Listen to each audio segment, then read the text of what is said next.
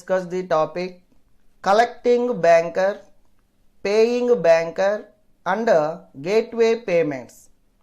Collecting banker అంటే వసూలు banker అని అర్థం అండి.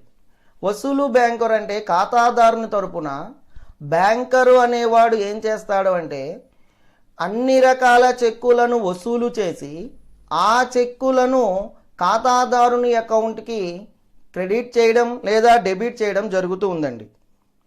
ఇక్కడ ఫస్ట్ మనం చెప్పుకోవాల్సింది కలెక్టింగ్ బ్యాంకర్. ఖాతాదారుని చెక్కులను, బిల్లులను, ఇతర పత్రాలను ఖాతాదారుడి యొక్క రిక్వెస్ట్ మేరకు అతనికి సొమ్ము వసూలు చేసి బ్యాంకు వారు అతని ఖాతాకు మళ్లించడం జరుగుతుంది. ఇలా ఎవరైతే చెక్కులను కలెక్ట్ చేస్తారో వాళ్ళని కలెక్టింగ్ బ్యాంకర్ అంటారు. అయితే ఇక్కడ collecting banker act as hold అంటే ఇక్కడ కలెక్టింగ్ బ్యాంకర్ అంటే వసూలు బ్యాంకర్ అని చెప్పాం. బ్యాంకరు తరపున ఏదైనా సరే బిల్లు కానీ, చెక్కు కానీ, డ్రాఫ్ట్ కానీ ఏదైనా సరే బ్యాంకరే కలెక్ట్ చేసి కస్టమర్ అకౌంట్కి క్రెడిట్ ఆర్ డెబిట్ చేయడం జరుగుతూ ఉంటుంది. ఇన్ కేస్ కస్టమర్ తరపున బ్యాంకర్ అనేవాడు ఇంట్రెస్ట్ పే చేశాడు అనుకోండి, ఆ పేయింగ్ బ్యాంకర్ కింద క్రెడిట్ చేస్తాడు. అలాగే ఎవరన్నా కస్టమర్కి క్యాష్ కానీ, ఇంట్రెస్ట్ కానీ ఇవ్వవలసి వచ్చినప్పుడు వాళ్ళ దగ్గర నుంచి వచ్చే చెక్కులను కానీ, బిల్లులను కానీ కస్టమర్ బ్యాంకర్కు పంపినప్పుడు కస్టమర్ తరపున బ్యాంకరు ఆ బిల్లులన్నిటినీ బ్యాంకులో కలెక్ట్ కోసం పంపి అతని అకౌంట్కి ట్రాన్స్ఫర్ చేయడం జరుగుతుంది. ఈ విధానంలో collecting banker act as a holder for value. Second one an agent of the customer. Customer తరపున ఏజెంట్గా కూడా ఉంటాడు. A collecting banker has certain duties and responsibilities in collecting check of his customer. అంటే వసూలు బ్యాంకరు అనేవాడు ఖాతాదారుని యొక్క చెక్కులను వసూలు చేయడంలో అతడికి కొన్ని బాధ్యతలు, కొన్ని విధులు కూడా ఉంటాయి. వాటి గురించి ఇప్పుడు మనం తెలుసుకుందాం. Collecting banker as a holder for value. Collecting banker అనేవాడిని హోల్డర్ ఫర్ వాల్యూ అంటాం. అంటే ఎవరైతే పత్రం కలిగి ఉన్నాడో, అంటే ఎవరైతే చెక్కు కానీ, లేదంటే ఎవరైతే డ్రాఫ్ట్ కానీ లేదా బిల్లు కానీ కలిగి ఉన్నాడో అతన్ని హోల్డర్ ఫర్ వాల్యూ అంటాం. When a banker pays amount of check drawn and another bank before collecting, banker is treated as holder for value. అంటే చెక్కులు వసూలు కాకముందే బ్యాంకర్ ఖాతాలో నుంచి ఒక బ్యాంకు నుంచి మరో బ్యాంకులోకి అమౌంట్ని తీసుకోవడాన్ని కలెక్ట్ చేయడాన్ని కలెక్టింగ్ బ్యాంకర్ అంటాడు. ఈ కలెక్టింగ్ బ్యాంకర్నే holder for value. In the same way, when the collecting banker permits to customer to draw the amount of check paid in, even before it is cleared. అంటే ఎప్పుడైతే customer చెక్కులను pay చేశాడో ఆ చెక్కులు clear కాకముందే వాటిని అతని అకౌంట్కి ట్రాన్స్ఫర్ చేయడం జరుగుతుంది.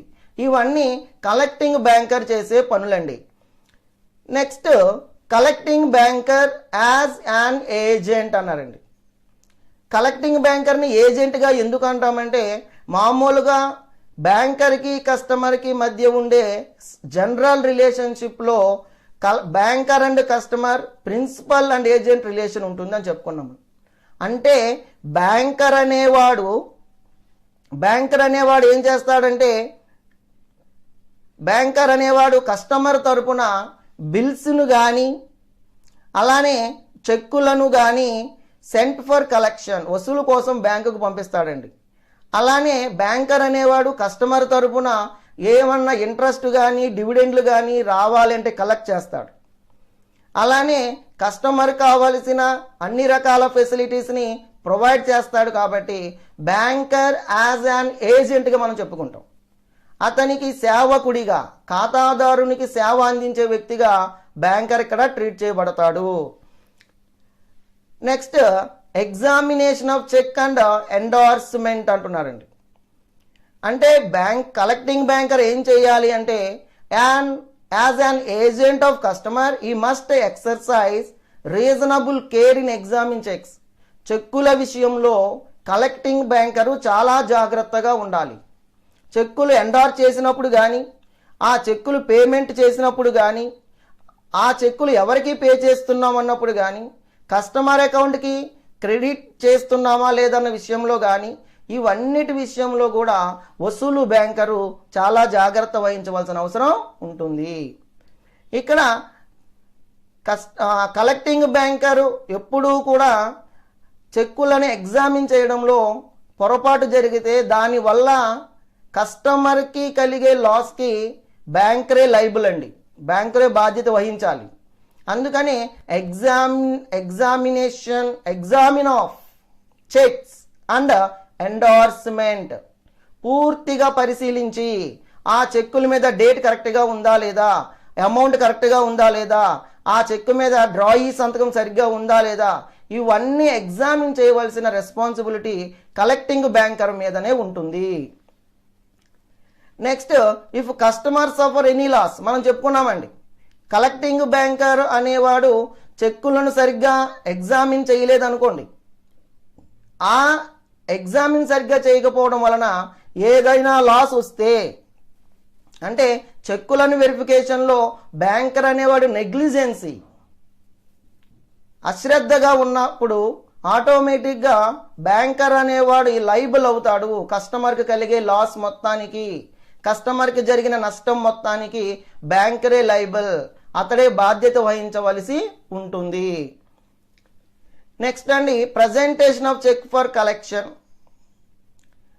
చెక్కులను వసూలు కోసం బ్యాంకుకు పంపేటప్పుడు కూడా కలెక్టింగ్ బ్యాంకరు చాలా జాగ్రత్తగా ఉండాలండి. అంటే ఎప్పుడు పడితే అప్పుడు బ్యాంకుకి కలెక్షన్కి చెక్కులు పంపడం కుదరదు.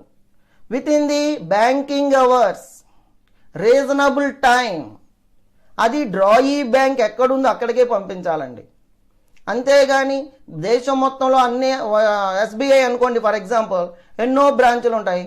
ఇండియాలో హైదరాబాద్లో కూర్చొని విజయవాడలో బ్రాంచ్కి, లేకపోతే విజయవాడలో కూర్చొని విశాఖపట్నంలో బ్రాంచ్కి చెక్కులు సెంట్ ఫర్ కలెక్షన్కి పంపకూడదు. అంటే కస్టమర్ అకౌంట్ ఎక్కడైతే ఉందో అక్కడికే పంపించాలి, విత్ ఇన్ ది రీజనబుల్ టైంలోనే పంపించాలండి. Bank hours, bank working days, ఆ టైంలో చెక్కులను పంపిస్తేనే ప్రజెంట్ చేయడానికి ఎక్కువ అవకాశం ఉంటుంది. దీనివల్ల కస్టమర్కి ఎక్కువ ఇబ్బంది కలుగదు. కాబట్టి కలెక్టింగ్ బ్యాంకర్, వసూలు బ్యాంకర్ అనేవాడు తప్పనిసరిగా చెక్కులను ప్రాపర్ టైంలో ప్రాపర్ బ్రాంచ్కి మాత్రమే పంపాలి. దీనివల్ల కస్టమర్కి ఏ విధమైన ఇబ్బంది కలుగదు. Next, according to banking practices, if collecting and paying bank are in the same place, అంటే వసూలు బ్యాంకరు చెల్లింపు బ్యాంకరు ఒకే ప్లేస్లో ఉన్నారనుకోండి, ఒకే ప్లేస్ ఒకే బ్రాంచ్ అనుకోండి, అలాంటప్పుడు చెక్కులను తర్వాత రోజు ప్రజెంట్ చేయడం జరుగుతుంది. Collecting banker and paying banks are in the same place, the collecting bank should present the cheque by the next day. ఆ కలెక్టింగ్ బ్యాంక్ ఏం చేయాలంటే చెక్కుల్ని తర్వాత రోజు బ్యాంకులో ప్రజెంట్ చేయవలసి ఉంటుంది. In case they are different places, అంటే వాళ్ళు డిఫరెంట్ ప్లేసుల్లో ఉన్నారనుకోండి, అప్పుడు చెక్కుల్ని కూడా next day sent for collection, next day తర్వాత రోజు వాటిని డిస్పాచ్ చేయడం జరుగుతూ ఉంది. Next, information about the customer about collection. Collection banker ఎప్పుడూ కూడా ఇన్ఫర్మేషన్ కస్టమర్కి ప్రొవైడ్ చేయవలసిన అవసరం ఎంతైనా ఉంది. It is the duty of the collecting banker. Collecting banker చేయవలసిన డ్యూటీలో ఇన్ఫర్మేషన్ టు ది కస్టమర్, ఆ చెక్కులకు సంబంధించి ఎప్పటికప్పుడు ఇన్ఫర్మేషన్ అతనికి ప్రొవైడ్ చేయాలి. Unless otherwise agreed to inform the customer the amount collected and credited to his account.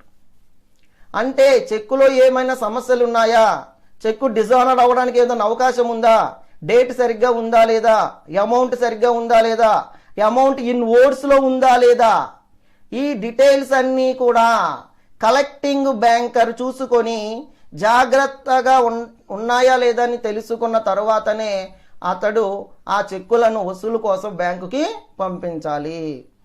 అంటే ఏ సమస్య లేదండి, చెక్ అంతా క్లియర్గా ఉన్నప్పుడు ఆటోమేటిక్గా అమౌంట్ కలెక్ట్ అయ్యి కస్టమర్ అకౌంట్కి క్రెడిట్ అయిపోతుంది. నెక్స్ట్ అండి, నోటీస్ ఆఫ్ డిజానర్డ్. కస్టమర్ నుంచి వచ్చిన చెక్కులు కలెక్షన్ కోసం బ్యాంకుకు పంపినప్పుడు ఆ చెక్కు డిజానర్డ్ అయ్యే అవకాశాలు ఉంటే కలెక్టింగ్ బ్యాంకర్ తప్పనిసరిగా దానికి సంబంధించిన నోటీస్ ఇవ్వాలండి. ఎవరికి ఇవ్వాలి అంటే కస్టమర్కి ఇన్ఫార్మ్ చేయాలి. ఎప్పుడు చెక్కులు డిజానర్ అవుతాయి అంటే బ్యాంకులో ఉన్న బ్యాలెన్స్ చెక్కు మీద ఉన్న అమౌంట్ కంటే లెస్గా ఉన్నప్పుడు, తక్కువ ఉన్నప్పుడు, అంటే బ్యాంకులో ఉన్న బ్యాలెన్స్ కంటే చెక్కు బ్యాలెన్స్ తక్కువగా ఉన్నప్పుడు చెక్కు డిజానర్ అవుతుంది.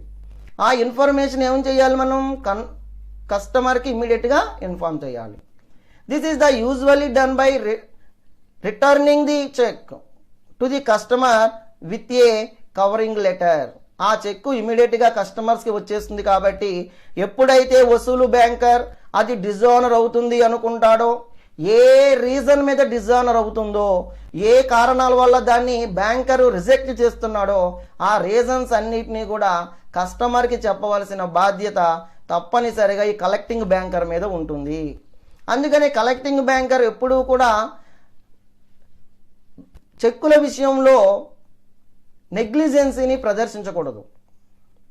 ఆ చెక్కు ప్రాపర్గా ఉందా లేదా, ఇన్ టైంలో బ్యాంకుకు పంపిస్తున్నామా లేదా, అలానే డేట్ అంతా క్లియర్గా ఉందా లేదా, సిగ్నేచర్ సరిగ్గా ఉందా లేదా, ఇవన్నీ కూడా బ్యాంకు వాళ్ళు వెరిఫై చేస్తారు. కాబట్టి అవన్నీ కరెక్ట్గా ఉన్నాయా లేదా చూసుకొని అవన్నీ కరెక్ట్గా ఉన్నాయి అనుకుంటే అప్పుడు మాత్రమే చెక్కుని సెంట్ ఫర్ కలెక్షన్ వసూలు కోసం బ్యాంకుకి పంపించాలి. ఇన్ కేస్ ఏదన్నా మిస్టేక్ని ఐడెంటిఫై చేయడం జరిగింది కలెక్టింగ్ బ్యాంకర్, అలాంటప్పుడు ఇమ్మీడియట్గా ఆ మిస్టేక్ని రెక్టిఫై చేయవలసిన బాధ్యత కూడా ఈ కలెక్టింగ్ బ్యాంకర్ మీదే ఉంటుంది. ఇన్ కేస్ అది కలెక్టింగ్ బ్యాంకర్ వల్ల కాలేదు అనుకోండి, అప్పుడు మాత్రమే కస్టమర్కి నోటీస్ ఇవ్వాలి. ఎందుకంటే కస్టమర్ సిగ్నేచర్ చేయడం మర్చిపోయాడు, ఆ సైన్ని కలెక్టింగ్ బ్యాంకర్ చేయలేడు. కాబట్టి అటువంటి పరిస్థితులలో ఇమ్మీడియట్గా అది ఇన్ఫర్మేషన్ని కస్టమర్కి చెప్పవలసి ఉంటుంది. ఆ ఇన్ఫర్మేషన్ని కస్టమర్కి సెండ్ చేసిన తర్వాత కస్టమర్ సైన్ చేసిన తర్వాత మళ్ళీ ఆ చెక్కుని సెంట్ ఫర్ కలెక్షన్ వసూలు కోసం బ్యాంకుకి పంపాలి. నెక్స్ట్ అండి, precautions to avoid conversion charges. If customer is not true owner, అంటే చెక్కు తీసుకొచ్చిన వాళ్ళందరూ ఓనర్ అవ్వాలని రూల్ ఏమీ లేదు. Of cheque collecting banker cannot get better title, he is only an agent. అంటే ఇక్కడ చెక్కు అన్నది ఓనర్ ఇస్తాడు, ఓనర్ కింద ఎవరైనా పనిచేసే వాళ్ళు ఉంటే వాళ్ళని చెక్కు కలెక్షన్ కోసం బ్యాంకుకి పంపాడు అనుకోండి. అలా పంపినప్పుడు ఎవరైతే చెక్కుని తీసుకొని వచ్చారో ఆ వ్యక్తి ఓన్లీ ఆ కస్టమర్కి ఏజెంట్ కిందనే ట్రీట్ చేయబడాలి. అలానే కలెక్టింగ్ బ్యాంకర్ కూడా అంతే, అతడు నిజమైన ఓనర్ కాదు, కస్టమర్ తరపున చెక్కులు తీసుకొస్తున్నాడు. అలాంటప్పుడు అతని మీద ఏ విధమైన ఛార్జ్ చేయడం కుదరదు. అందుకనే precautions to avoid conversion charges. అతడు రియల్ ఓనర్ కాదు కాబట్టి ఆ చెక్కుకి రియల్ ఓనర్ అయితే అతని మీద నువ్వు ఛార్జెస్ కలెక్ట్ చేయాలి. అతడు రియల్ ఓనర్ కాదు కాబట్టి అతన్ని నువ్వు జస్ట్ ఏజెంట్గానే ట్రీట్ చేయవలసి ఉంటుంది. So if is a collecting banker collects A check received from customer who has not title on check, he will be held liable to true owner on the charges. అంటే ఆ చెక్కుని for example ఏ అనే వ్యక్తి పంపించాడు అనుకుందాం బ్యాంకుకి. ఆ వ్యక్తి ఏ అనే వ్యక్తి తీసుకువచ్చిన చెక్కు బి అనే వ్యక్తిది అనుకుందాం. అంటే ఇప్పుడు చెక్కు తీసుకొచ్చిన వ్యక్తి ఏ కాబట్టి ఏ అనే వ్యక్తి జస్ట్ ఏజెంట్గానే మనం చూడాలి. దానికి రియల్ ఓనర్ ఎవరు అంటే బి రియల్ ఓనర్ అవుతాడు. అంటే ఇప్పుడు బ్యాంకు వారు వాళ్ళకి రావాల్సిన కలెక్షన్ ఛార్జెస్ అన్నీ కూడా, లేదా కన్వర్షన్ ఛార్జెస్ ఏమన్నా ఉంటే, లేదా డ్యామేజెస్ ఏమన్నా జరిగితే దానికి సంబంధించి చెక్కు డిజానర్ అయినా, లేదంటే బ్యాంక్కి ఏమన్నా ఎక్స్పెన్సెస్ పే చేయవలసి ఉన్నా, ఇవన్నీ కూడా బ్యాంకరు బి అనే వ్యక్తి నుండి మాత్రమే తీసుకోవాలి. ఎందుకు బి అనే వ్యక్తి నుండి ఛార్జ్ చేయాలి అంటే అతడే రియల్ ఓనర్ కాబట్టి, ఈజ్ ద లైబుల్ పర్సన్, అతడు మాత్రమే ఛార్జెస్ పే చేయాలి కాబట్టి. ఎందుకంటే అతని కింద పని చేసో లేదు అతని తరపున వచ్చిన వ్యక్తి బ్యాంకుకు ఛార్జెస్ పే చేయవలసిన అవసరం లేదు కాబట్టి కేవలం బి అనే వ్యక్తే రియల్ ఓనర్ కాబట్టి అతడు మాత్రమే ఛార్జెస్ అన్ని పే చేయవలసి ఉంటుంది బ్యాంకుకి. ఇది కూడా కలెక్టింగ్ బ్యాంకరు తన బాధ్యతగా తీసుకొని ఆ ఇన్ఫర్మేషన్ కూడా తన కస్టమర్కి పాస్ చేయాలి. నెక్స్ట్ అండి, statutory protection to collecting banker. Collecting బ్యాంకర్ని ఎలా ప్రొటెక్ట్ చేయాలి శాసనాత్మకంగా? Collecting banker is protested against loss in case of his customer's title proves to be defected in certain conditions are satisfied. అంటే ఇక్కడ కలెక్టింగ్ బ్యాంకర్ అన్ని విషయాలలో కస్టమర్కి వచ్చిన ప్రతిసారి పే చేయవలసిన అవసరం లేదు. అయితే కొన్ని కండిషన్స్లో కలెక్టింగ్ బ్యాంకరు రక్షించబడతాడు నష్టాల నుండి. అంటే కస్టమర్ కలిగే నష్టాల నుండి రక్షించాలి అంటే నెగోషియబుల్ ఇన్స్ట్రుమెంట్ యాక్ట్ ప్రకారం కొన్ని కండిషన్స్ని సాటిస్ఫై చేయాలి. అవి ఏంటో చూద్దాం ఇప్పుడు. ఈ should have acted in good faith and without negligence in receiving payment. అంటే ఇక్కడ బ్యాంకర్ అనేవాడు గుడ్ ఫెయిత్, మనసులో ఒకటి బయటికి ఒకటి ఉండే విధంగా కాకుండా, కస్టమర్ని మోసం చేసే విధానంలో కాకుండా, నెగ్లిజెన్సీ పేమెంట్ల విషయంలో చెల్లింపుల విషయంలో ఎవరికి పే చేయాలో వాళ్ళకి కరెక్ట్గా చెల్లించడం కానీ, తీసుకోవాల్సినవన్నీ కరెక్ట్గా తీసుకోవడం కానీ, వీటువంటి విషయంలో కలెక్టింగ్ బ్యాంకర్ నెగ్లిజెన్సీ చూపించకపోతే అతడు లైబుల్ కాదు. ఫర్ ఎగ్జాంపుల్, ఏ అనే వ్యక్తికి జెడ్ అనే వ్యక్తి నుంచి ఇంట్రెస్ట్ రావాలండి. ఈ కలెక్టింగ్ బ్యాంకరు జెడ్ నుంచి ఇంట్రెస్ట్ కలెక్ట్ చేసేసాడు, ఏ ప్రాబ్లం లేదు. అలాగే జెడ్ నుంచి మరో రెంట్ రావాలండి, రెంట్ కూడా కలెక్ట్ చేసేసాడు, నెగ్లిజెన్స్ ఏమీ చూపించలా. అలానే మరో XYZ కంపెనీ నుంచి డివిడెండ్ రావాలి, ఆ విషయంలో కూడా కలెక్టింగ్ బ్యాంకర్ ఏ విధమైన నెగ్లిజెన్సీ చూపించాలా. అంటే అతడు అన్ని విషయాల్లోనూ గుడ్ ఫెయిత్, మంచిగానే ఉన్నాడు. వాళ్ళని మోసం చేసే విధానం అతనికి లేదు. దాన్నే గుడ్ ఫెయిత్ అంటున్నాడు మనం. అంటే అతనికి రావాల్సినవన్నీ కూడా ప్రాపర్ మేనర్గా ఏ విధంగా రావాలో ఆ విధంగా కలెక్టింగ్ బ్యాంకర్ ఏ విధమైన నెగ్లిజెన్సీని చూపించకుండా కలెక్ట్ చేస్తాడు కాబట్టి అతడు ప్రొటెక్ట్ చేయబడతాడు. Next, he should have collected a crossed cheque అంటున్నాడండి. చెక్కులు కంపల్సరిగా క్రాసింగ్ ఉండాలండి, అటువంటి చెక్కుల్ని కలెక్ట్ చేసుకోవాలి అంటాడు. ఈ క్రాస్డ్ చెక్కుల్ని కలెక్ట్ చేయకపోవడం వల్ల ఏమవుతుందంటే ఆ చెక్కు ఒక్కోసారి డిజోనర్ అయిపోతుంది. ఎవరైతే చెక్కుని ఇష్యూ చేస్తున్నారో ఆ వ్యక్తి చెక్కు వెనక 2 అడ్డగీతలు గీసి దాని మీద సెల్ఫ్ అని రాసి సైన్ చేయవలసి ఉంటుందండి. ఇలా చేయడాన్ని క్రాసింగ్ అంటాడు. ఈ చెక్కులను జనరల్ క్రాసింగ్ చెక్కుల, స్పెషల్ క్రాసింగ్ చెక్కుల కూడా చూసుకోవాలండి. అది కూడా కరెక్ట్గా చూసుకున్నాడు అనుకోండి కలెక్టింగ్ బ్యాంకరు, అతడు ప్రొటెక్ట్ చేయబడతాడు. అలానే he should have collecting crossed cheque on behalf of the customer or not for outsiders. Crossed చెక్లు ఎవరి దగ్గర నుంచి తీసుకోవాలి అంటే ఎవరైతే కస్టమర్ ఉన్నారో ఆ కస్టమర్ దగ్గర నుంచి మాత్రమే తీసుకోవాలి, కానీ అవుట్ సైడర్స్ దగ్గర నుంచి క్రాస్డ్ చెక్కులు తీసుకుంటే ఉపయోగం లేదు. ఎందుకని?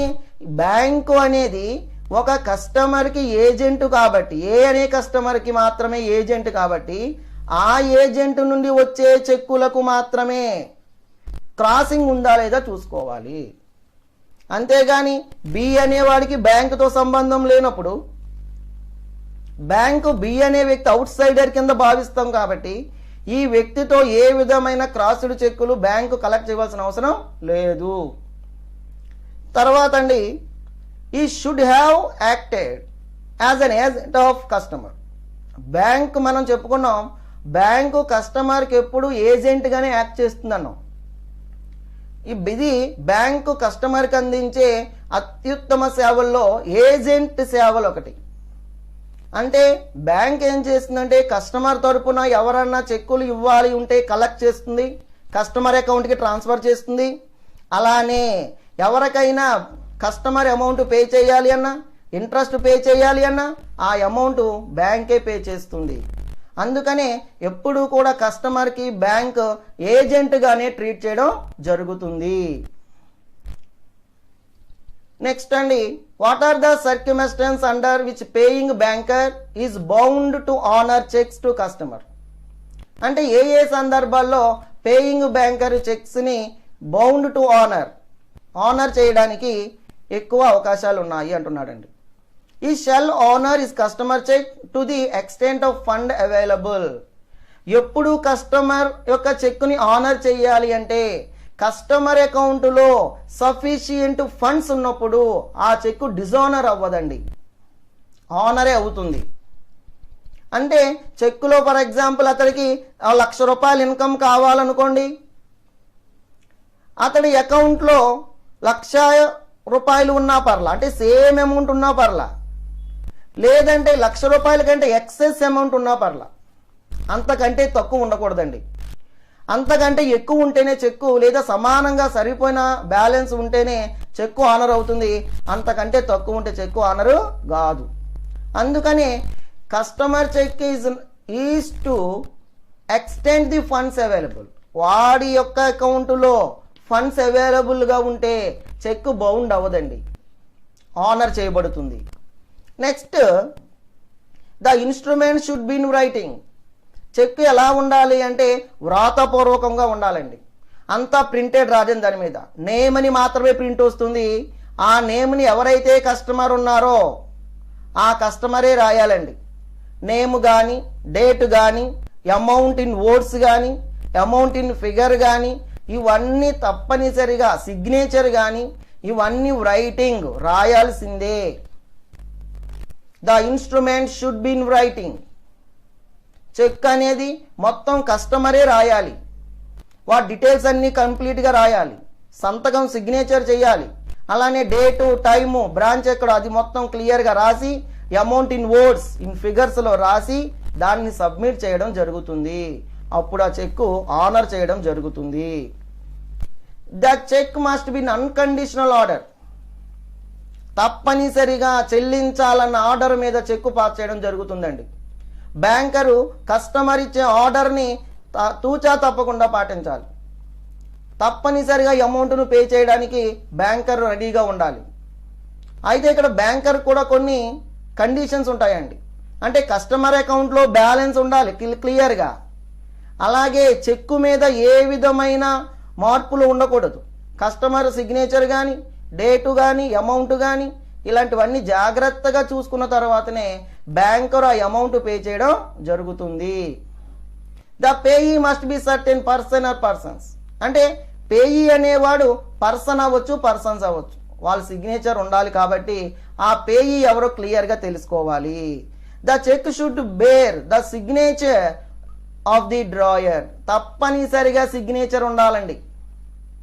ఇప్పుడు ఫర్ ఎగ్జాంపుల్ కలెక్టింగ్ బ్యాంకర్ కాబట్టి కలెక్టింగ్ బ్యాంకర్ సిగ్నేచర్ చేయడమో, పేయింగ్ బ్యాంకర్ కాబట్టి పేయింగ్ బ్యాంకర్ సిగ్నేచర్ చేయడమో కాదండి.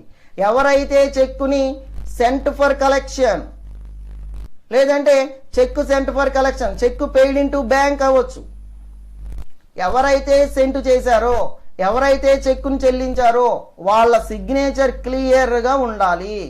వాళ్ళ సిగ్నేచర్ లేకపోతే ఆ చెక్కుని బ్యాంకు డిజానర్ కింద పంపించవచ్చును, ఆ చల్లని బ్యాంక్ చెక్కు కింద పంపించవచ్చును.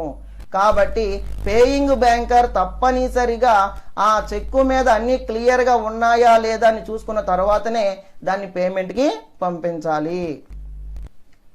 తర్వాత అండి, పేయింగ్ బ్యాంకర్, చెల్లింపు బ్యాంకరు.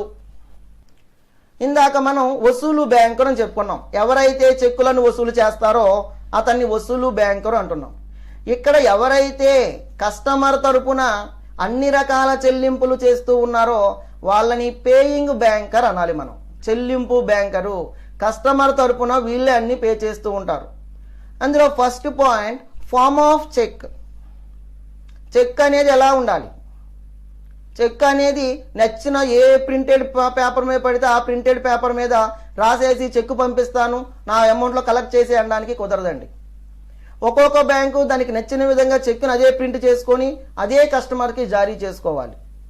అది form of the cheque. Cheque యొక్క ఆకారము అది ఎలా ఉండాలి అని అర్థం. The cheque should be in proper form. దానికి ఒక ఆకారం ఉంటుంది, దానికి సంబంధించి ప్రాపర్ ఫామ్ ఉంటుంది, అలానే ఉండాలి. ప్రింటెడ్ మ్యాటర్ ఉండాలి.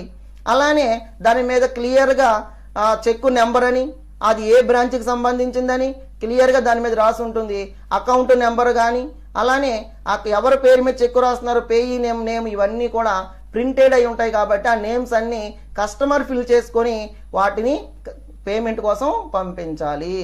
ద ఎన్ఐ అంటే నెగోషియబుల్ ఇన్స్ట్రుమెంట్ యాక్ట్, అన్యాక్రాంత పత్రాల చట్టం ప్రకారం చెక్కు కానీ, బిల్లు కానీ, డ్రాఫ్ట్ కానీ ఇవి ఏవైనా సరే ప్రాపర్ ఫామ్లో ఉండాల్సిందే. ఒక్కో బ్యాంకు ఒక్కో రకమైన చెక్కు విధానాన్ని ఫాలో అవ్వచ్చు. దాంట్లో కలర్లో కానీ, ప్రింటింగ్లో కానీ తేడా ఉండొచ్చు. అయితే ఫామ్ మాత్రం, పర్టికులర్స్ మాత్రం ఒకేలా ఉండడానికి అవకాశం ఉంటుంది. ఈ act does not give any form of cheque. Negotiable instrument చట్టం ప్రకారం చెక్కు అంటే ఎలా ఉండాలి అని ఏది ఇవ్వలేదండి. నో ప్రాపర్ ఫామ్, ఈ ఆకారం అని చెప్పలేదు, ఈ కలర్లో ఉండాలని చెప్పలేదు, దాని ఫాంట్ ఈ సైజులో ఉండాలని చెప్పలేదు. అది ఏంటంటే అన్ని రకాల బ్యాంకులు ఒక్కో బ్యాంక్ ఒక్కో రకమైన చెక్కుని ఇచ్చుకోవచ్చు. అలానే ఆ చెక్కు మీద ఒక్కొక్క బ్యాంకు ఒక్కో రకమైన కలర్లో ఉండొచ్చు, ఒక్కో బ్యాంక్ ఒక్కో రకమైన నెంబర్ ఉండొచ్చు. ఏదేమైనా కానీ చెక్కు అనేది అన్ని బ్యాంకులు దగ్గర ఉంటుంది కాబట్టి దానికి ప్రత్యేకించి ప్రాపర్ ఫామ్ ఏం లేదు కాబట్టి ఒక వైట్ పేపర్ నుంచి చెక్కు అనుకుంటానంటే కుదరదండి. ఫామ్ ఏమి లేదు కాబట్టి నెగోషియబుల్ ఇన్స్ట్రుమెంట్ యాక్ట్ ప్రకారం వాళ్ళు ఏదైతే ఒక ఫార్మేట్ని ఫాలో అయ్యారో దాన్ని రిమైనింగ్ బ్యాంక్స్ అన్ని ఫాలో అవ్వాలి. దాన్నే ప్రింట్ కొట్టాలి, దాని మీదే రాసి చేసుకోవాలి. అమౌంట్ ఎంత కావాలో రాసుకోవాలి, సిగ్నేచర్ రాయాలి, డేట్ ఉండాలి, బ్రాంచ్ నేమ్ ఉండాలి, అకౌంట్ నెంబర్ ఉండాలి, అమౌంట్ ఎంతో ఇన్ వర్డ్స్ ఇన్ ఫిగర్స్ రెండు ఉండాలి. దాన్నే paying banker form of the చెక్లో మనం చూస్తాం. నెక్స్ట్ అండి, ఓపెన్ ఆర్ క్రాస్డ్ చెక్ అండి. చెక్కులు క్రాస్డ్ చెక్కులు ఆర్ ఓపెన్ చెక్కులు రెండు రకాలుగా ఉంటాయండి. అయితే డబ్బులు పే చేసేటప్పుడు క్రాస్డ్ చెక్కులకి వెనకాతల వేరే వాళ్ళు ఎవరైనా చెక్కు పంపినప్పుడు రెండు గీతలు గీసి దాని మీద బై సెల్ఫ్ అని కానీ సెల్ఫ్ అని రాసి కింద వాళ్ళు సిగ్నేచర్ చేయాలండి. ఇటువంటి వాటిని క్రాస్డ్ చెక్కులు అంటారండి. A banker has to verify whether cheque is open or crossed. Banker అనేవాడు తప్పనిసరిగా అది ఓపెన్ చెక్క క్రాస్డ్ చెక్ అని చూసుకోవాలండి. ఈ should not pay cash crossed to counter to respect of crossed checks. అంటే ఇక్కడ క్రాస్డ్ చెక్కుల మీద బ్యాంకు డైరెక్ట్గా అకౌంట్లో నుంచి డబ్బులు చెల్లించడం జరగదండి. అయితే ఏం చేస్తుందంటే క్రాస్డ్ స్పెషల్ క్రాసింగ్ ఉన్న చెక్కుల మీద వేరే వ్యక్తి అకౌంట్లో నుంచి కావాలి అంటే అలాంటప్పుడు క్రాస్డ్ చెక్కులు తీసుకొని ఒక వ్యక్తి అకౌంట్లో నుంచి మరో వ్యక్తి అకౌంట్లోకి అమౌంట్ చెల్లించడం జరుగుతుంది. దీన్నే ఓపెన్ క్రాస్డ్ చెక్స్ అంటారండి. నెక్స్ట్ డేట్ ఆఫ్ చెక్ అండి. The banker should refuse to honour an updated cheque. అంటే తేదీ కూడా చాలా జాగ్రత్తగా ఇవ్వాలండి. ఏ డేట్ పడితే ఆ డేట్ వేస్తే బ్యాంకులు వాటిని యాక్సెప్ట్ చేయవండి. అంటే ఇక్కడ బ్యాంక్ అనేవాడు అప్డేట్ చెక్, డేట్ మీద అప్డేట్ ఉండాలండి. ఈ రోజు చెక్కును జారీ చేస్తే ఈ రోజు డేట్ ఉంటే దాన్ని పేమెంట్కి ప్రజెంట్ చేయడం జరుగుతూ ఉంటుంది. ఎప్పుడో పోస్ట్ డేటెడ్ 2 నెలల తర్వాత అనుకోండి 2 months వరకు ఆ చెక్ని బ్యాంక్ ఆనర్ చేయడం జరగదు. ఇన్ కేస్ ఆనర్ చేసిన కస్టమర్ అకౌంట్కి ఆ amount are debit or credit చేయడం కుదరదు. కుదరాలి అంటే డేట్ ఆఫ్ చెక్ క్లియర్గా ఉండాలి. అది కూడా పేయింగ్ బ్యాంకర్ బాధ్యతే. పేయింగ్ బ్యాంకరే చూసుకోవాలి ఆ డేట్ క్లియర్గా ఉందా లేదా అన్నది. నెక్స్ట్ అండి పోస్ట్ డేటెడ్ చెక్స్ అండి. పోస్ట్ డేటెడ్ అంటే తర్వాత ఎప్పుడో వచ్చే డేట్లు. In case of cheque is post dated that is it bears a date which is not yet to come. ఇంకా రాలా డేటు. ఇప్పుడు మనం ప్రజెంట్ 29వ తారీఖు ఉన్నాం అనుకోండి, కానీ వాడు డేటు నెక్స్ట్ మంత్ 29 అని వేసాడు అనుకోండి, అప్పటి వరకు ఈ చెక్కు చెల్లింపు జరగడం జరగదు. ఎప్పుడైతే ఈ డేట్ వస్తుందో నెక్స్ట్ మంత్ 29 మాత్రమే ఆ చెక్కు చెల్లింపు జరుగుతూ ఉంటుంది. ఇన్ కేస్ కస్టమర్ చెప్పాడని పేయింగ్ బ్యాంకర్ ఆ చెక్ని యాక్సెప్ట్ చేశాడు అనుకోండి, అయితే అతని అకౌంట్కి ఆ అమౌంట్ డెబిట్ కానీ క్రెడిట్ కానీ చెయ్యబడదు. ఎవరో ఇంట్రెస్ట్ ఇవ్వాలి కస్టమర్కి, ఇంట్రెస్ట్ డివిడెండ్ పే చేయాలి. పేయింగ్ బ్యాంకర్ ఏం చేస్తున్నాడు, లేతే paying banker interest dividend pay చేయాలి. పేయింగ్ బ్యాంకర్ ఈ రెండింటిని కలెక్ట్ చేశాడు. ఈ రెండింటిని కలెక్ట్ చేసి ఎవరికి పే చేయాలో కస్టమర్ చెప్పాడు. అయితే కస్టమర్ చెప్పిన వాళ్ళకి వెంటనే వెయ్యాలి అంటే ఇతడు పొరపాటున చెక్ మీద డేటు జూన్ 29 బదులు జూలై 29 అని రాశారు అనుకోండి. జూలై 29 తరువాత మాత్రమే ఈ చెక్కుల్ని ఆనర్ చేయడం జరుగుతుంది. ఏ డేట్ అయితే మెన్షన్ చేసావో ఆ డేట్ వరకు వెయిట్ చేయాల్సిందే. ఇన్ కేస్ లేదు బ్యాంకర్కి బాగా కస్టమర్ అనుకోండి, పోనీ ఓకే చేసినా కానీ ఎవరి అకౌంట్కి అయితే వెళ్ళాలో వాళ్ళ అకౌంట్కి జూన్ 29 వెళ్లకుండా జూలై 29 వాళ్ళకి క్రెడిట్ చేయబడతాయి. వాటిని పోస్ట్ డేటెడ్ చెక్స్ అంటారండి. Bank should honour it only on after date mentioned on cheque. Cheque మీద మనం ఏ డేట్ మెన్షన్ చేసామో ఆ డేట్ లోపే అది ఆనర్ చేస్తుంది, కానీ అది ఎప్పుడో నెక్స్ట్ మంత్ ఈ మంత్ ఆనర్ చేయడం కుదరదు. నెక్స్ట్ అండి, అమౌంట్ ఆఫ్ చెక్. ఇది కూడా చాలా ఇంపార్టెంట్ అండి. చాలా మంది ఏం చేస్తారంటే చెక్కుల మీద అమౌంట్ రాసేటప్పుడు కేర్ఫుల్గా ఉండరు, జాగ్రత్తగా ఉండరు. వాళ్ళు ఏం చేస్తారంటే పైనేమో 10,000 రూపీస్ అని ఇన్ వర్డ్స్లో రాస్తారండి, ఇన్ ఫిగర్స్లో రాస్తారండి. కానీ ఇన్ వర్డ్స్లో వచ్చేసరికి అక్కడ 1,000 రూపీస్ అని రాస్తారండి, 1,000 రూపీస్ అని రాస్తారు. ఇలాంటప్పుడు బ్యాంకు వాళ్ళు జాగ్రత్తగా చూడకపోతే, బ్యాంకు వారు జాగ్రత్త చూడకపోయారు అనుకోండి, ఇన్ కేసు మొత్తం బ్యాంకే లైబుల్, బాధ్యత మొత్తం బ్యాంకుదే. అందుకనే బ్యాంకు వారు ఏం చేయాలి అంటే ఎంత అమౌంట్ రాస్తున్నామో, ఎంత అమౌంట్ క్లియర్గా రాస్తున్నామో, ఇన్ వర్డ్స్లో ఏది రాసామో ఇన్ ఫిగర్స్లో కూడా అదే ఉండాలి. లేదు ఇన్ ఫిగర్స్లో ఏది రాసామో ఇన్ వర్డ్స్లో అదే ఉండాలి. బ్యాంకు వారు ఒక్కోసారి ఫిగర్స్కి వర్డ్స్కి తేడా ఉన్నప్పుడు వాళ్ళే చేంజ్ చేయడం జరుగుతూ ఉంటుంది. వాళ్ళు మనకు చెప్తారు, ఇదిగోండి ఈ చెక్కు మీద పైనేమో 10,000 రాశారు, కింద 1,000 రూపీస్ అనే రాశారు, కాబట్టి ఇది మార్చిన తర్వాత ఇనిషియల్ తీసుకోవడం జరుగుతూ ఉంటుంది. దాన్నే అమౌంట్ ఆఫ్ చెక్ అంటారండి. Banker should see that amount mentioned both in figures and words. Banker అనేవాడు తప్పనిసరిగా ఆ చెక్కు మీద అమౌంట్ ఎంత రాసాము, ఇన్ ఫిగర్స్లో ఎంత ఉంది, ఇన్ వర్డ్స్లో ఎంత ఉంది, బోత్ ఫిగర్స్ అండ్ వర్డ్స్ తప్పనిసరిగా వెరిఫై చేసుకోవాల్సిన అవసరం బ్యాంకుకు ఉంది. అలానే ఏదన్నా తప్పు చిన్న చిన్న మిస్టేకులు రాస్తే అది బ్యాంకరే రెక్టిఫై చేసి మనకి సైన్ చేయించుకొని మనకి అమౌంట్ శాంక్షన్ చేయడం జరుగుతుంది. Funds of the customer. తర్వాత అండి బ్యాంకరు చెక్కులను పే చేయాలి అంటే, బ్యాంకరు చెక్కుల్ని ఇష్యూ చేయాలి అంటే కస్టమర్ తరపున డివిడెండ్లు కానీ ఇంట్రెస్ట్ కానీ రెంట్ కానీ ఇన్సూరెన్స్ ప్రీమియంలు ఏమన్నా పే చేయాలి అంటే కస్టమర్ అకౌంట్లో సరిపడా ఫండ్స్ ఉన్నాయా లేదా చూసుకోవాలండి. ఉంటేనే చెక్కులు చెల్లుతాయండి, లేదంటే ఆ చెక్కులు డిజానర్ అయిపోతాయి. కాబట్టి కలెక్టింగ్ బ్యాంకర్ అయినా పేయింగ్ బ్యాంకర్ అయినా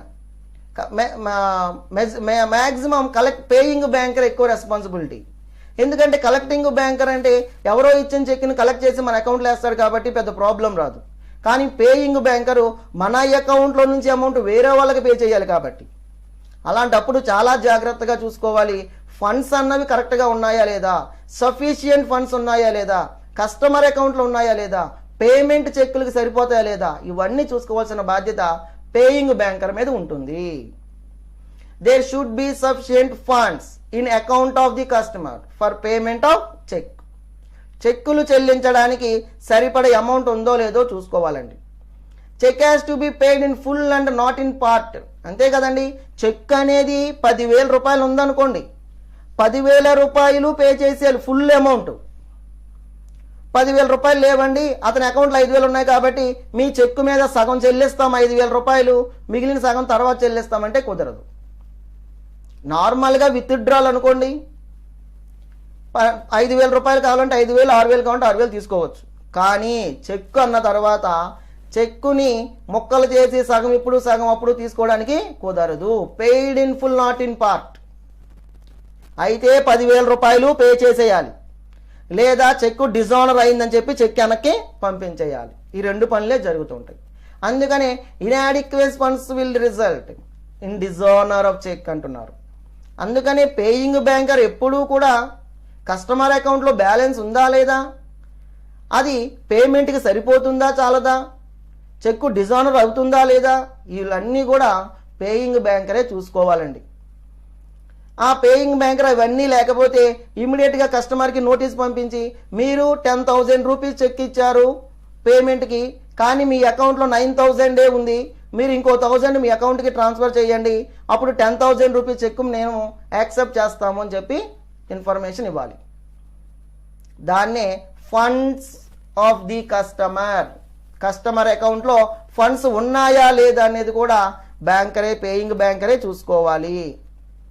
next, precautions regarding material alternation అండి. అంటే ఏమన్నా చిన్న చిన్న మార్పులు చేర్పులు ఆల్టర్నేషన్ చేయవలసి వస్తే చెక్కులో కానీ లేకపోతే బిల్లులో కానీ ఇన్స్ట్రుమెంట్స్ ఏదైతే అది ఏమైనా చిన్న చిన్న మార్పులు చేర్పులు వస్తే పేయింగ్ బ్యాంకర్ చేసుకోవచ్చు. In case of a cheque is materially altered and banker makes payment. ఏమన్నా చిన్న చిన్న మెటీరియల్ పరంగా తప్పులు ఏమన్నా ఉంటే, అంటే డేట్ వేయడంలో తప్పు వేసాడండి, ఆ డేట్ని సరి చేయవచ్చునండి. ఓట్స్ని తప్పు రాశారండి అమౌంట్, ఆ ఓట్స్ని మార్చవచ్చండి. సైన్ని మార్చలేం కదండి, సిగ్నేచర్ అండి. ఇవన్నీ కూడా పేయింగ్ బ్యాంకర్ జాగ్రత్తగా చూసుకొని ఏమన్నా చిన్న చిన్న మార్పులు చేర్పులు ఉంటే వాటిని మార్చడానికి ఎక్కువ అవకాశం ఉంటుంది. లేదు అంటే ఆ చెక్కులు డిజానర్ అవ్వడానికి ఎక్కువ అవకాశం ఉంది. డిజానర్ తర్వాత అండి, at the alternation could not be detected with reasonable care, prudence and scrutiny అంటున్నారండి.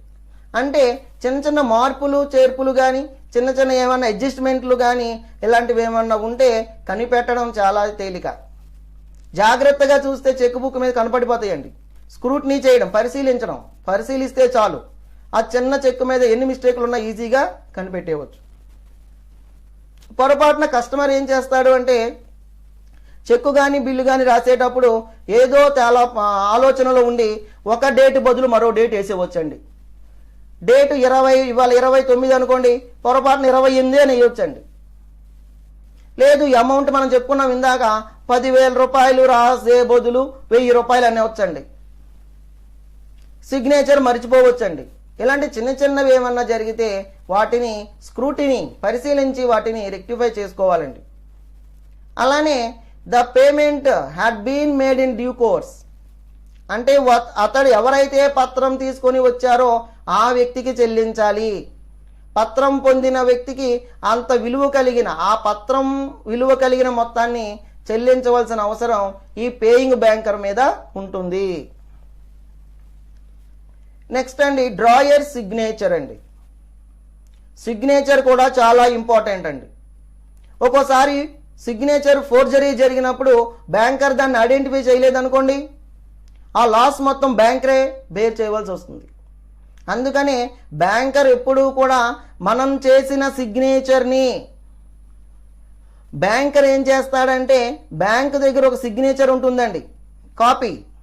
ఆ సిగ్నేచర్తో ఈ సిగ్నేచర్ని కంపేర్ చేసుకొని రెండు సేమ్ అనుకుంటేనే అమౌంట్ ట్రాన్సాక్షన్ జరుగుతుంది, పేమెంట్ జరుగుతుంది.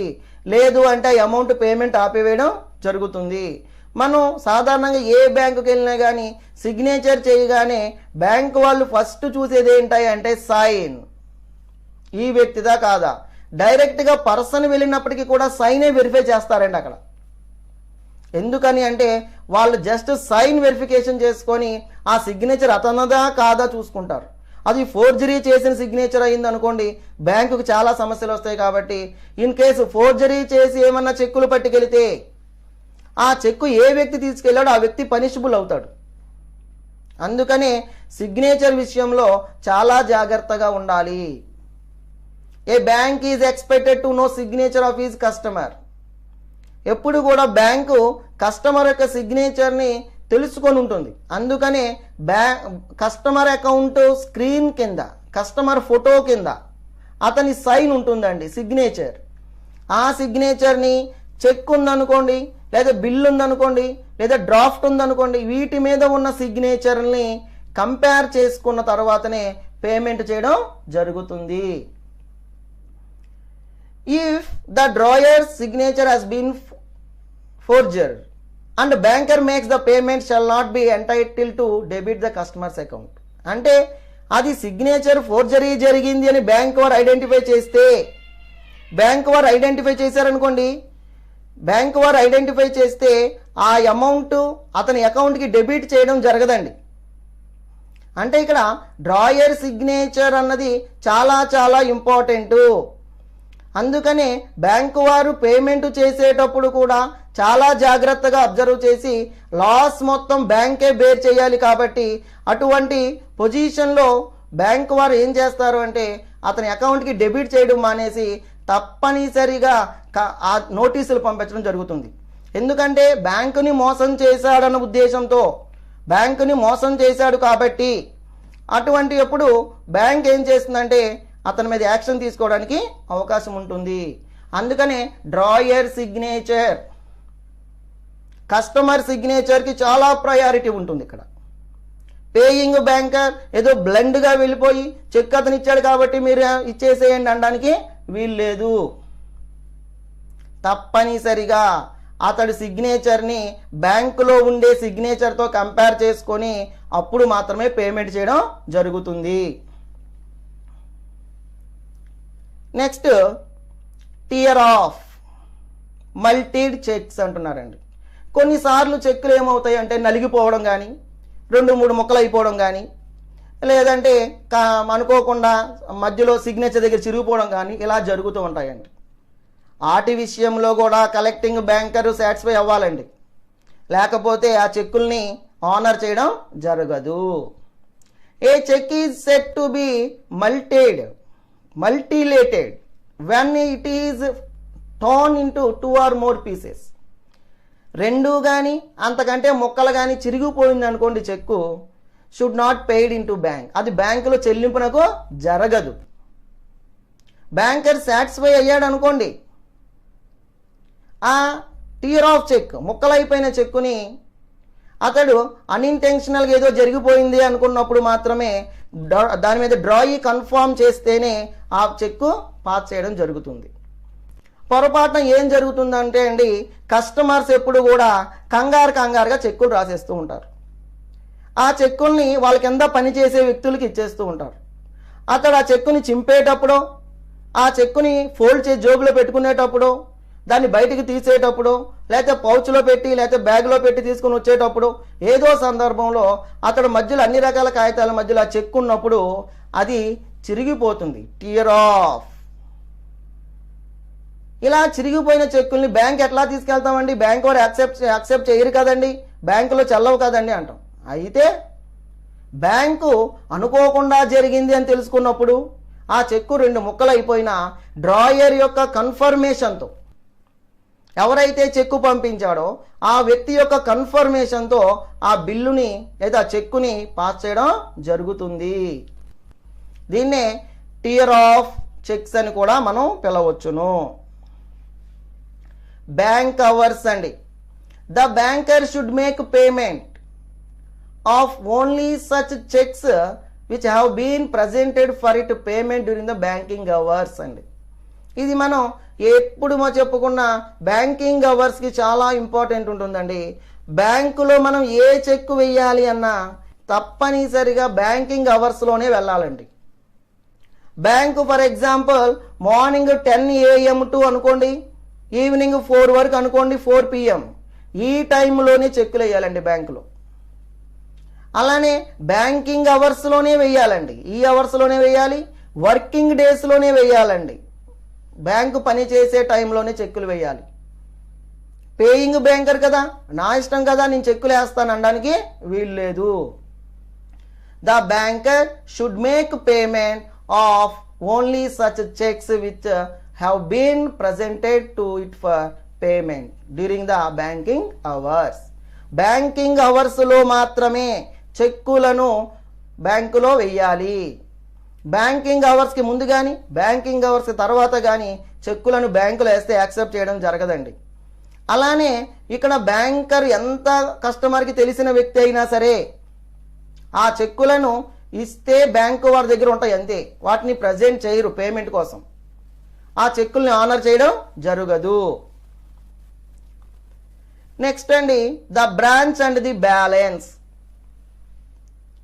మనం ఏ బ్రాంచ్లో అకౌంట్ ఓపెన్ చేసాం, మనకున్న బ్రాంచ్లో బ్యాలెన్స్ ఉందా లేదా, ఇవన్నీ కూడా కస్టమర్ తెలుసుకోవాలి. అంటే బ్యాంకర్ అనేవాడు చెక్కుని డ్రా చేయాలి అంటే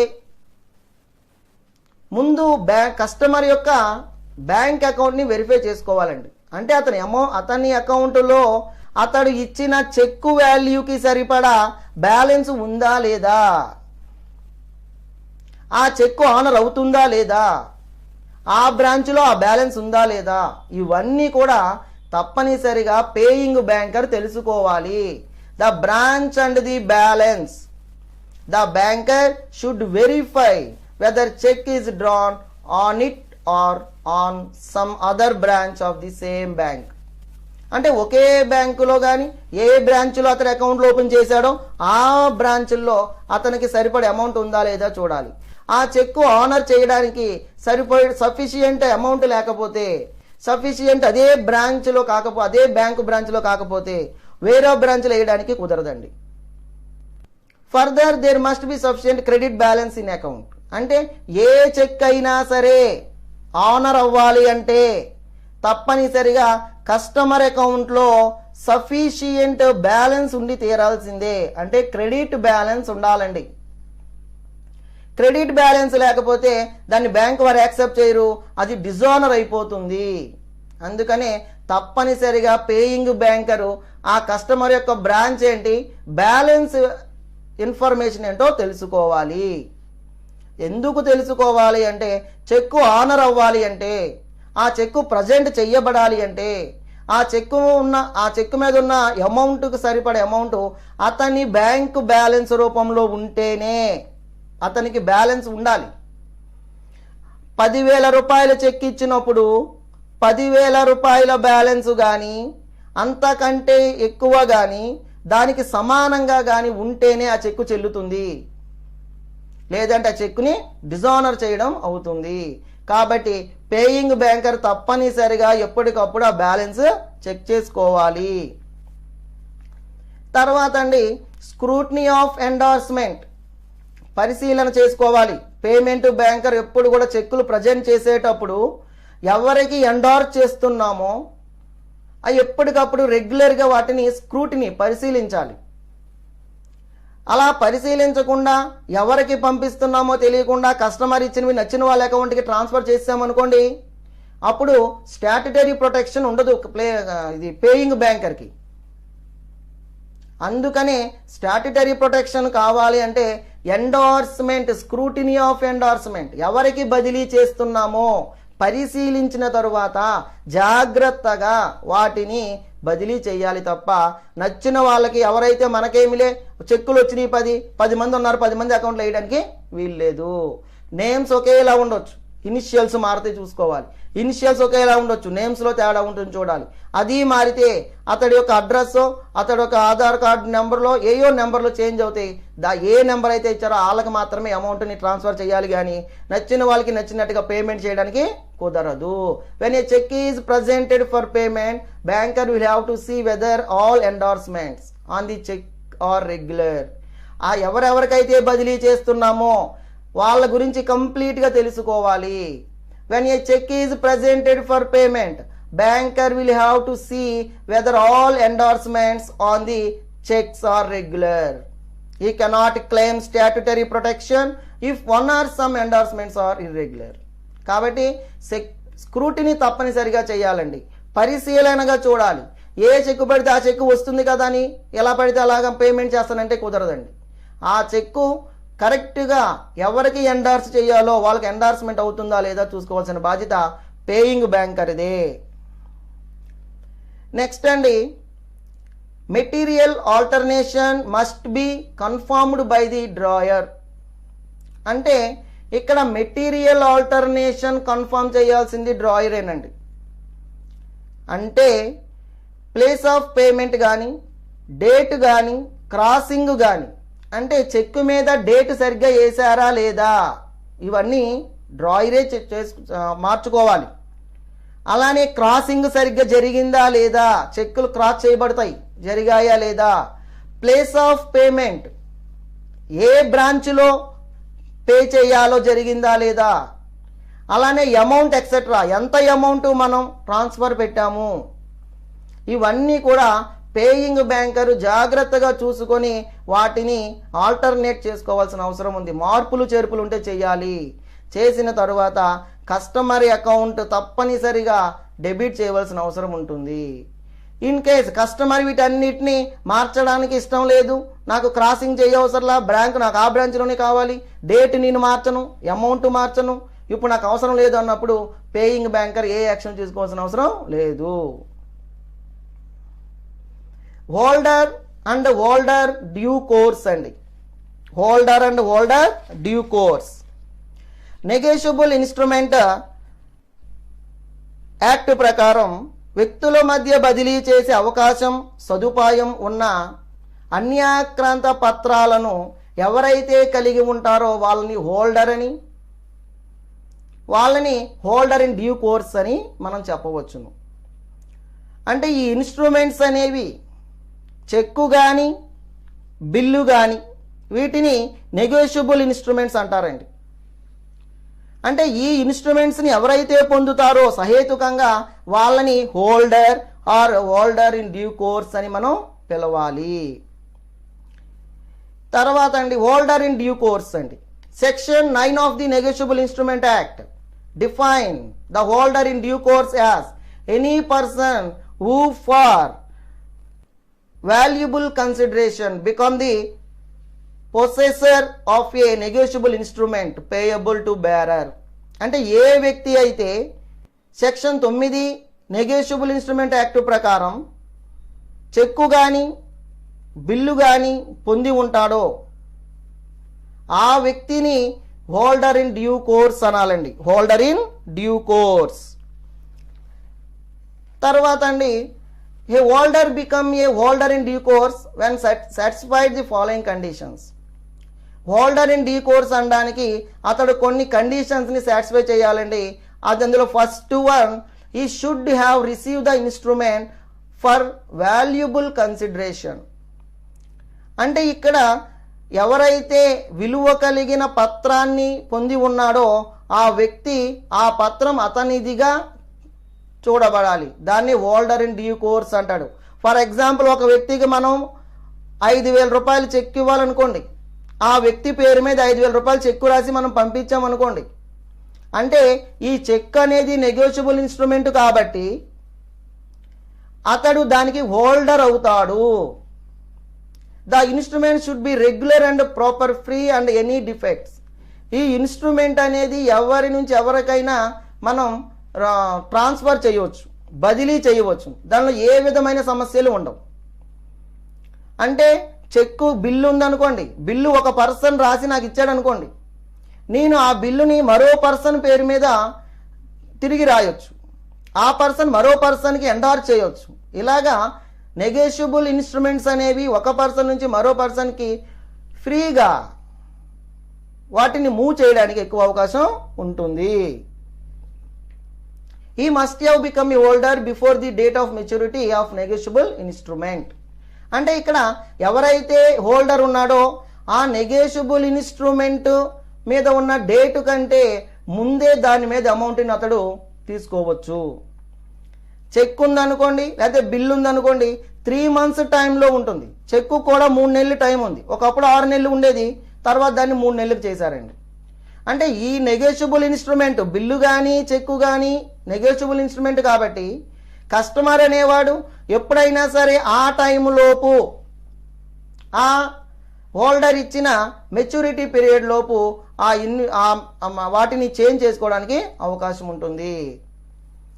అంటే ఇక్కడ నెగోషియబుల్ ఇన్స్ట్రుమెంట్ మీద ఏ విధమైన సమస్యలు లేకుండా వాటిని ఎవరికైనా ట్రాన్స్ఫర్ చేయొచ్చును. ప్లస్ దాని మీద కావాలి అనుకుంటే ఆ ఇన్స్ట్రుమెంట్ని అతడే క్యాష్ రూపంలోకి మార్చుకోవచ్చు. The holder in due course obtain better title to the instrument as the position of holder due course must be possession of the instrument. అంటే ఎవరైతే ఈ ఇన్స్ట్రుమెంట్ కలిగి ఉన్నారో ఆ ఇన్స్ట్రుమెంట్ మీద టోటల్ రైట్స్ అతనికే ఉంటాయి. ఇక్కడ paying banker for example instrument మనం పేయింగ్ బ్యాంకర్కి ఇచ్చినంత మాత్రాన పేయింగ్ బ్యాంకర్ కంప్లీట్ రైట్స్ అతనికి ఉండవండి. అక్కడ ఇన్స్ట్రుమెంట్ ఎవరైతే కస్టమర్ దగ్గర ఉందో ఏ అనే వ్యక్తికి బి అనే వ్యక్తి డబ్బులు ఇవ్వాల్సి వచ్చినప్పుడు బి అనే వ్యక్తి ఒక చెక్ ఇచ్చాడు అనుకోండి ఏకి, అంటే చెక్ అనేది నెగోషియబుల్ ఇన్స్ట్రుమెంట్ కాబట్టి ఆ ఇన్స్ట్రుమెంట్ ఏ దగ్గరే ఉంది కాబట్టి అంటే ఏ అనేవాడు మొత్తం ఆ ఇన్స్ట్రుమెంట్ మొత్తం మీద రైట్స్ అతనికే ఉంటాయి. అందుకని holder in due course must be in the position of instrument. ఆ ఇన్స్ట్రుమెంట్ మీద అతడికి సర్వాధికారాలు బదలాయించబడతాయి.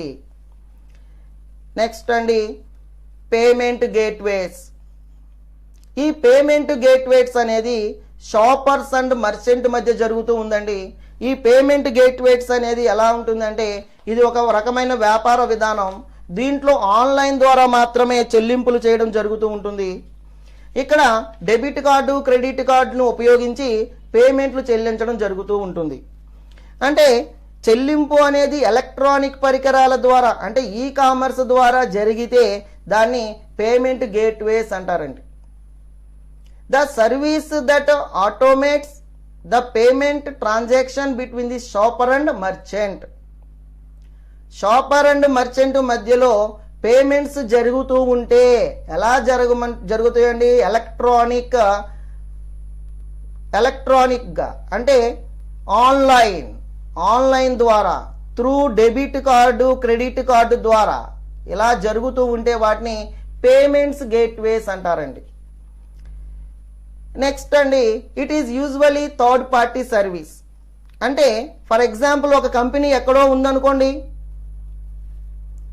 ఈ కంపెనీ వాడు వస్తువుల్ని అమ్మడానికి మధ్యలో ఒక మర్చెంట్ని అపాయింట్ చేసుకున్నాడు అనుకోండి. అంటే ఈ కంపెనీ డైరెక్ట్గా కస్టమర్కి అమ్మకుండా మర్చెంట్కి అమ్మినప్పుడు వీళ్ళిద్దరి మధ్య జరిగే ట్రాన్సాక్షన్స్ ఆన్లైన్లో జరుగుతున్నప్పుడు ఇక్కడ కస్టమర్ అనేవాడు ఇంటర్ఫియర్ కాడు కాబట్టి ఆన్లైన్ సాఫ్ట్వేర్ ప్రోగ్రామ్ ద్వారా మాత్రమే ఈ ప్రాసెస్ అంతా జరుగుతుంది. ఇక్కడ ఓన్లీ క్రెడిట్ కార్డ్ ట్రాన్సాక్షన్సే జరుగుతూ ఉంటాయండి మర్చెంట్ పేరు మీద. It is usually third party service that is actually on online software program అండి. ఆన్లైన్ ట్రాన్సాక్షన్స్ అని చెప్పుకున్నాం మనం. ఆన్లైన్ ద్వారా మాత్రమే వస్తువుల్ని కొనడం అమ్మడం జరుగుతూ ఉంటుంది. ఇక్కడ మర్చెంట్ తరపున ట్రాన్సాక్షన్ జరుగుతాయి. ఇంటర్నెట్ కనెక్షన్ ద్వారా మాత్రమే ట్రాన్సాక్షన్స్ చేయడానికి అవకాశం ఉంటుంది. A payment gateway is the doorway to making sales online. అంటే అమ్మకాలను ఆన్లైన్లో చేయడం కోసం ఇది ఒక పేమెంట్ గేట్వే పేమెంట్ విధానం. అంటే చెల్లింపు ముఖద్వారాలు అని. ఆన్లైన్ ద్వారా వస్తువులు అమ్మినప్పుడు మనం వాళ్ళకి క్యాష్ బై హ్యాండ్ తీసుకోవడం జరగదండి. ఇక్కడ అంతా కూడా త్రూ ఆన్లైన్ కాబట్టి కస్టమర్ దగ్గర నుంచి డెబిట్ కార్డు కానీ క్రెడిట్ కార్డు ద్వారా కానీ ట్రాన్సాక్షన్స్ చేయడం జరుగుతుంటుంది. మ్యాక్సిమం క్రెడిట్ కార్డు ద్వారా ట్రాన్సాక్షన్ చేస్తూ ఉంటారండి. A payment gateway will allow to charge the customer credit debit cards. అంటే ఆన్లైన్ ట్రాన్సాక్షన్ జరిగినప్పుడు ఆ క్రెడిట్ కార్డు డెబిట్ కార్డు ద్వారా మాత్రమే ట్రాన్సాక్షన్ చేయాలి. ఏ వస్తువు అమ్మాలి అన్నా సేల్స్ ఆన్లైన్లో చేయాలి అన్నా ఆ డెబిట్ కార్డు క్రెడిట్ కార్డును ఉపయోగించడం జరుగుతుంది. The payment gateway authorised to make card payment డైరెక్ట్లీ ఫ్రమ్ ది మర్చెంట్స్ వెబ్సైట్. అంటే ఇక్కడ కస్టమర్ అనేవాడు గూడ్స్ పర్చేజ్ చేసాడు అనుకోండి. కస్టమర్ గూడ్స్ పర్చేజ్ చేసినప్పుడు కస్టమరు వాడి అకౌంట్ నుంచి డైరెక్ట్గా మర్చెంట్ అకౌంట్కి ట్రాన్స్ఫర్ చేయబడుతుంది. అంటే ఈ మర్చెంట్ నుంచి ఎవరైతే గూడ్స్ పంపారో ఆ కంపెనీకి ట్రాన్స్ఫర్ చేయబడతాయి. అంటే ఇక్కడ పేమెంట్ అనేది డెబిట్ కార్డు క్రెడిట్ కార్డు ద్వారానే జరుగుతుంది. అలానే మర్చెంట్ ఒక వెబ్సైట్ క్రియేట్ చేసుకుంటాడు, ఆ వెబ్సైట్ ద్వారా మాత్రమే పేమెంట్స్ జరుగుతూ ఉంటాయి. ఈ కార్డు పేమెంట్స్ అన్నీ directly from the merchant's website అంటున్నాడండి. తరువాత రిక్వైర్మెంట్స్ ఫర్ పేమెంట్ గేట్వేస్, అంటే మనం పేమెంట్ గేట్వే చేయడానికి ఏ రిక్వైర్మెంట్స్ కావాలి. A website that meets the security and eligibility requirements for the bank to issue merchant account, అంటే తప్పనిసరిగా సెక్యూరిటీ రిక్వైర్మెంట్ చూసుకోవాలి, ఎలిజిబిలిటీ రిక్వైర్మెంట్స్ కూడా చూసుకోవాలి. అంటే డెబిట్ కార్డు ఉన్న వాళ్ళందరూ కొనేస్తారని కాదు కదండి. డెబిట్ కార్డు కానీ క్రెడిట్ కార్డు కానీ ఉండాలి, దాంట్లో బ్యాలెన్స్ ఉండాలి, ఆన్లైన్ ట్రాన్సాక్షన్కి ఎలిజిబుల్ ఉండాలి, ఆన్లైన్ బిజినెస్ చేయడానికి వాళ్ళకి పర్మిషన్ ఉండాలి. ఇలా లేకపోతే ఆన్లైన్ ట్రాన్సాక్షన్ చేయడానికి కుదరదు. తర్వాత అండి ఏ merchant account from the bank account, అంటే ఇక్కడ మర్చెంట్ అనేవాడికి ఒక బ్యాంక్ అకౌంట్ ఉంటుంది. మర్చెంట్ అనేవాడు ఒక స్పెషల్ కైండ్ బ్యాంక్ అకౌంట్ని ఓపెన్ చేసి దాన్ని డైరెక్ట్గా గేట్వే పేమెంట్స్కి లింక్ చేయడం జరుగుతుంది. పేమెంట్ గేట్వేకి లింక్ చేయడం జరుగుతూ ఉంటుంది. అంటే కస్టమర్ అనేవాడు గూడ్స్ పర్చేజ్ చేసినప్పుడు ఆటోమేటిక్గా ఏమవుతుంది అంటే ఇప్పుడు కస్టమర్ ఏ వెబ్సైట్ని ఓపెన్ చేయాలి అంటే మర్చెంట్ వెబ్సైట్ని ఓపెన్ చేయాలి. ఈ మర్చెంట్ వెబ్సైట్ బ్యాంక్తో డైరెక్ట్గా లింక్ అయి ఉండడం వలన మనం ఏ అమౌంట్ని ట్రాన్సాక్షన్ చేసినా మర్చెంట్ అకౌంట్లో క్రెడిట్ అయిపోతుంది. These bank account are issued only upon view of website to ensure meet privacy and security requirements, అంటే ఇక్కడ మర్చెంట్ అకౌంట్ ఓన్లీ ట్రాన్సాక్షన్ చేయడానికి మాత్రమే ఓపెన్ అవుతుంది. అంతేగాని కంప్లీట్ డీటెయిల్స్ అతను డెబిట్ కార్డులు క్రెడిట్ కార్డు నెంబర్లు ఏమి ఇందులో చూపించడం జరగదు. కాబట్టి ఈ గేట్వే పేమెంట్స్లోకి వచ్చేసరికి మర్చెంట్ నుంచి షాపర్ వీళ్ళిద్దరి మధ్యలో జరిగే ట్రాన్సాక్షన్నే గేట్వే పేమెంట్స్ అంటారు. ఇప్పుడు మనం ఫైనల్గా చెప్పుకుంటే కలెక్టింగ్ బ్యాంకర్ కానీ పేయింగ్ బ్యాంకర్ కానీ ఇద్దరు ఒక విధంగా ఒకటే. కలెక్టింగ్ బ్యాంకర్ ఏం చేస్తాడు అంటే కస్టమర్ తరపున చెక్కులు కానీ కలెక్ట్ చేసి మన అకౌంట్కి ట్రాన్స్ఫర్ చేయడం జరుగుతుంది. అలానే పేయింగ్ బ్యాంకర్ ఏం చేస్తాడు అంటే మనం ఎవరికైనా అమౌంట్లు పే చేయాల్సి వచ్చినప్పుడు ఆ అమౌంట్లు ఎవరెవరికి పే చేయాలో వాళ్ళకి చెక్కుల ద్వారా పే చేయడం జరుగుతుంది. దీన్ని పేయింగ్ బ్యాంకర్ అంటారు. అయితే ఏ చెక్కులైనా ఏ బిల్లులైనా నెగోషియబుల్ ఇన్స్ట్రుమెంట్ యాక్ట్ ప్రకారం చెక్కులైనా బిల్లులైనా కానీ మనం పే చేయాలి అంటే దానికి కరెక్ట్గా అవి ఉన్నప్పుడు మాత్రమే పేమెంట్ జరుగుతూ ఉంటాయి. పేమెంట్ చేసేటప్పుడు డేట్ సరిగ్గా లేకపోయినా, కస్టమర్ సిగ్నేచర్ సరిగ్గా లేకపోయినా, లేదు అమౌంట్ సరిగ్గా మనం రాయకపోయినా, బ్యాంక్ అవర్స్లో మనం దాన్ని తీసుకెళ్ళకపోయినా ఆ అమౌంట్లు పే చేయడం జరగదు. అయితే ఇక్కడ కలెక్టింగ్ బ్యాంకర్ దగ్గరికి వచ్చేసరికి కలెక్టింగ్ బ్యాంకరు ఎప్పుడూ కూడా అమౌంట్ ప్రాపర్గా కలెక్ట్ చేస్తున్నామా లేదా చూసుకోవాలి. కస్టమర్కి ఏజెంట్గా ఉంటాడు కాబట్టి కలెక్టింగ్ బ్యాంకరు మనకి ఎవరైతే అమౌంట్ పే చేయాలో వాళ్ళందరి నుంచి ఇంట్రెస్ట్ కానీ డివిడెండ్ కానీ ఇవన్నీ కూడా కలెక్ట్ చేసి మన అకౌంట్కి ట్రాన్స్ఫర్ చేయడం జరుగుతూ ఉంది. దీన్ని కలెక్టింగ్ బ్యాంకర్ అంటారు.